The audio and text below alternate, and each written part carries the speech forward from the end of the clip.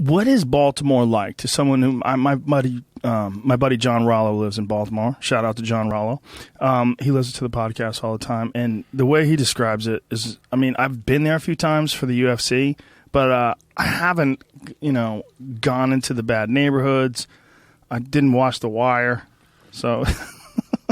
But watching this whole incident and seeing these people talk about how many times they've been arrested and how many times they've been fucked over by cops and how crazy it is there and how much crime there is there and how much violence there is there and what it's like trying to grow up there and become a normal person and what a fucking uphill struggle that is.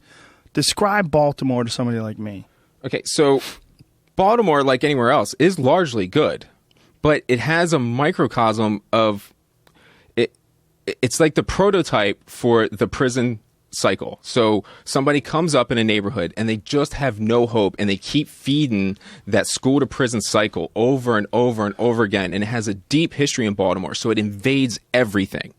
So whether you're talking about are the things the police do, or whether you're talking about where they live in Baltimore, you have clusters. So you'll have a black neighborhood here, a black neighborhood here, black neighborhood here, white money, low income white, and it's in these clusters. But these clusters were intentionally formed by the law in Baltimore.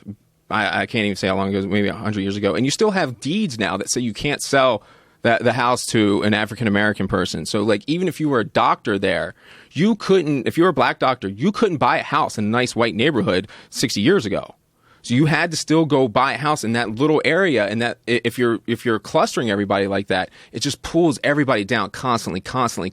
It's like they're just constantly beat down. There's just no way out. So 60 years ago, you couldn't buy a house if you were a black guy in certain neighborhoods. Right. And was it law? They had this on the books? It was in the deeds. Jeez. Still, some of the deeds still have it. Still, what? Right. Still to this day? No court's going to uphold it, but you'll still see it. You'll see it in there. So, you'll see the language. So if there's a white neighborhood today, there's a possibility that some black person who wants to move into this white neighborhood might encounter some resistance because of this. I don't know if they're going to counter resistance, but they're going to see it in the deed. That's going to make you feel awkward. Fuck. Why is it still in there?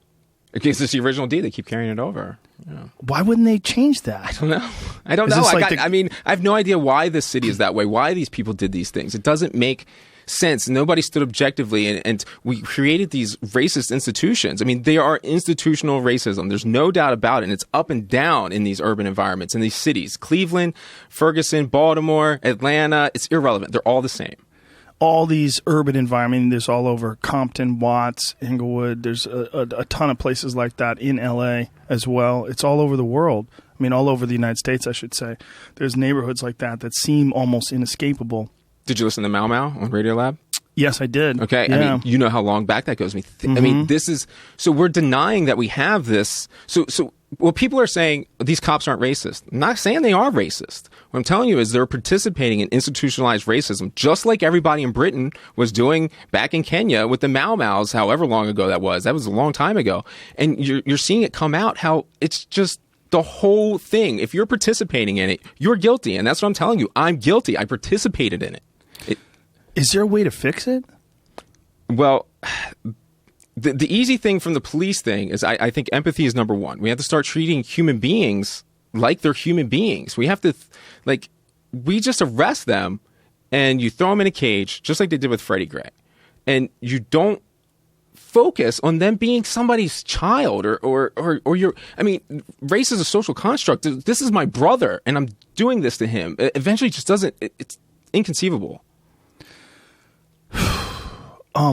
We've had this conversation 100 times on this podcast where I have always wondered, why is it that we put so much emphasis in trying to repair damage that we've done in other countries, so much emphasis in nation building, so much emphasis in invading places because of whatever perceived threat or whatever natural resource we want to dominate and monopolize, but no emphasis whatsoever in fixing our own inner cities, no emphasis whatsoever in fixing the ghettos, and just constructing social centers, giving people places that are safe to go to, and somehow or another educating people and lifting them out one by one out of the fucking constant cycle that they're in.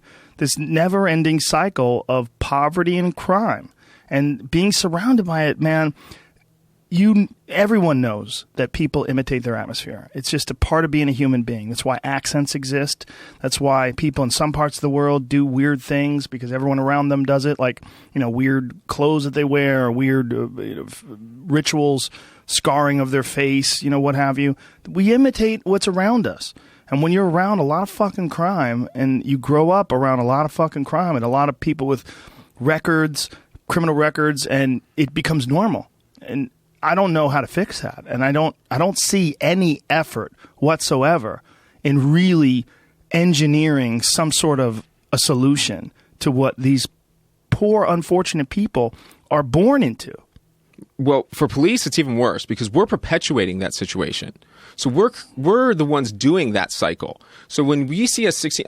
One time I was a shift commander in the Eastern District, and I'm telling my guys, stop pulling over old white ladies. Stop pulling over that young, cute girl. Stop. We focus on who commits the crimes. And who commits the crimes in Baltimore? 16 to 24-year-old black males. That's who's committing the crimes. So focus on them. That makes sense.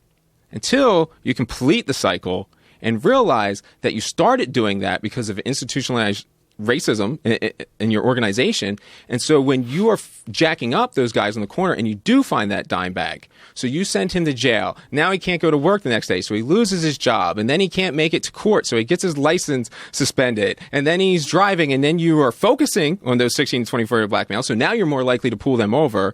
Now you pull him over, now he has a suspended license, now he gets his license revoked, and now he can't get to the job legally, and now he's left with selling drugs on the corner. So we're creating it.